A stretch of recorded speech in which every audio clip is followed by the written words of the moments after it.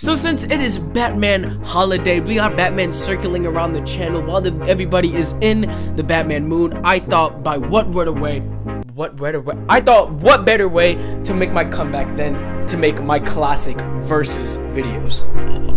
Now for the newcomers to the channel, I have not done a versus video in like years. I am so sorry. So I have done a Batman vs Batman video already, but I thought that we could do a Christian Bale versus Robert Pattinson Batman video, since like that's sort of a big thing that people are starting to debate right now. Obviously, Ben Affleck is just down there. I never really see anybody trying to defend Ben Affleck. I'm sure the Ben Affleck fans are out there, and I see you, but I'm not gonna hear you. Now, this is actually a pretty interesting debate. It can go either or, honestly.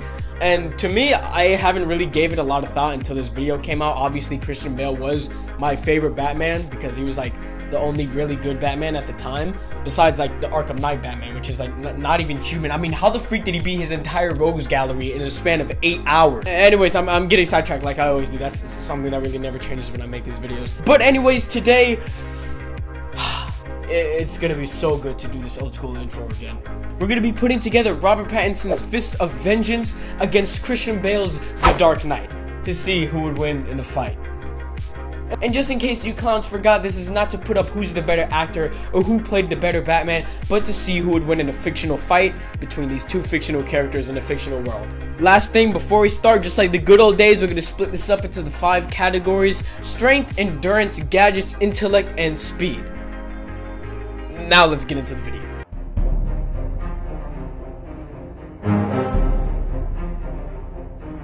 I don't really think we need to have like explain a whole section for this. Alright, so both Christian Bale and Robert Pattinson are like on the weaker ends of portraying Batman strength-wise. I mean, they're both supposed to be a more realistic take on Batman, and if he was real, this is what he would be like. I think Robert Pattinson definitely was like made more sense for strength-wise, that he would be this strong in his first year of Batman. And Batman Begins was just like kind of crazy. I mean, he was freaking huge for his first year being Batman. And Robert Pattinson is like, I don't know, he's sort of a skinny little emo boy, but he's fast. I'll give him that. I think it's kind of unfair putting like someone who's been pushing 10 years being Batman against someone who's like on his second year. Yeah, second year it was. But I mean, still, putting together Robert Pattinson on his second year and then Ben Affleck on his first, there's still a whole lot of difference. And Christian Bale just like bent the front of this rifle the way you would bend those like Twizzly light up bracelet things in the summer. While like the most impressive thing Robert Pattinson did in this movie, like strength wise, was just like choke slam the crap out of this guy and just like cave his skull in. I mean, he was on the juice, but like still, he was able to go against Bane, fight him, like just completely obliterate him in the third act, and that takes like a mad amount of strength. And he also did this with his back broken, which is incredible. So yeah, it easily goes to Christian Bale.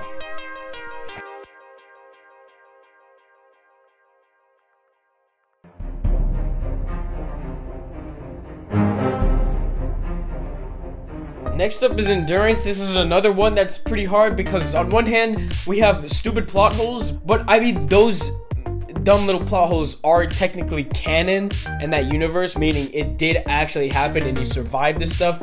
So we would probably have to count this. Robert Pattinson was literally able to take a bomb to the face while it just like completely vaporized the district attorney dude. Like I'm talking dad leaving to go get the milk type of vaporized. On the other hand, Christian Bale was able to get his back broken and get it like repaired in a matter of months. Robert Pattinson was able to take like a gunshot to the chest with his I mean, yeah, the suit is still sort of protected that, but that's got to take a lot of endurance to be able to catch yourself and still be able to hold on with like no breath in your body. Yeah, and also he glided off of the GCPD tower and just like completely messed up that landing. So that is incredibly impressive, especially for the first 2 years of being Batman. So far for Robert Pattinson, we have that he's able to take many bullets. It's even with the armor, you're still gonna feel a lot of that, especially in the third act. You can tell. So far we have the bullets, the explosion like right next to the face, and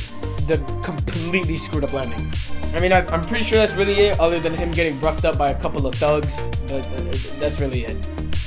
On the other hand, Christian Bale was stabbed, got his back broken, got beat with a crowbar, got attacked by 2 Rottweilers 2 times. Kidnapping van rammed him into like a cement wall. He got set on fire and then jumped out of like a building. I think I'm gonna have to give this one to Christian Bale too, to be honest. So Christian Bale takes strength and endurance, like by a mile.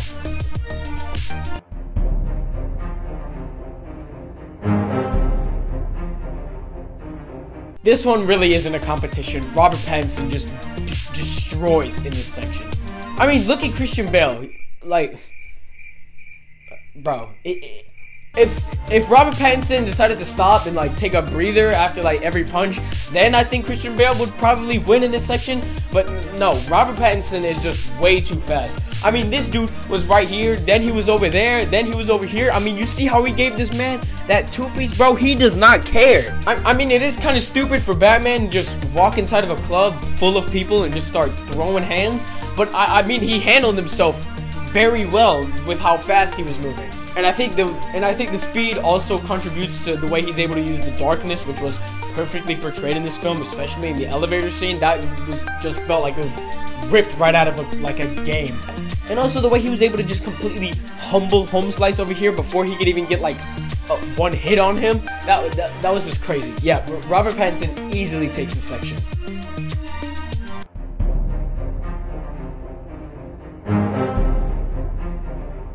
Alright, now for intellect. This is probably going to be the hardest one to look at. Now, on one hand, they both can be sort of dumb, to be honest, and they are both incredibly smart.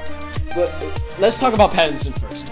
Now, Robert Pattinson was incredibly smart for like his second year, but also he did make a lot of mistakes. First of all, being able to keep up with Riddler throughout nearly the entire film is very impressive, especially for only being in his first year. I know that in the Batman Long Halloween comic, that was something that the writers wanted to focus on, was Batman's detective side and how Batman struggled with that because he didn't think that he needed to be a detective and also be Batman. But I think the prequel book did say something about him, that he liked to do detective work, and it definitely shows in this film, the way that he walks around slowly in the crime scene so that his contact lenses can pick up hints so that he can study it later because he doesn't really have time.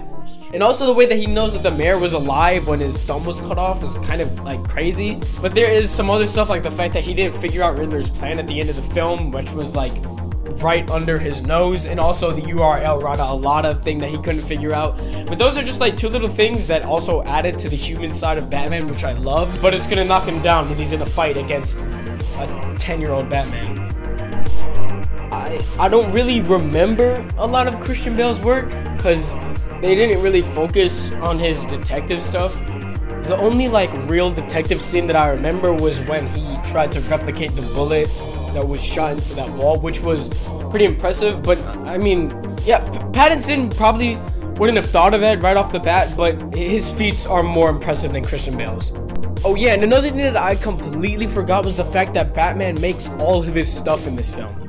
Like, sure, Christian Bale is super smart and all that, but I mean, he didn't make any of his stuff. He didn't make his suit, he didn't make his gadgets, he didn't make his car, he didn't make his jet thing. And Robert Pattinson literally makes all of this. They said that he made the Batmobile when he was 16 years old, that he made the suit out of tested Wayne Industries metals or something like that. And not to mention, he was able to make a retractable grappling hook, which is incredibly impressive.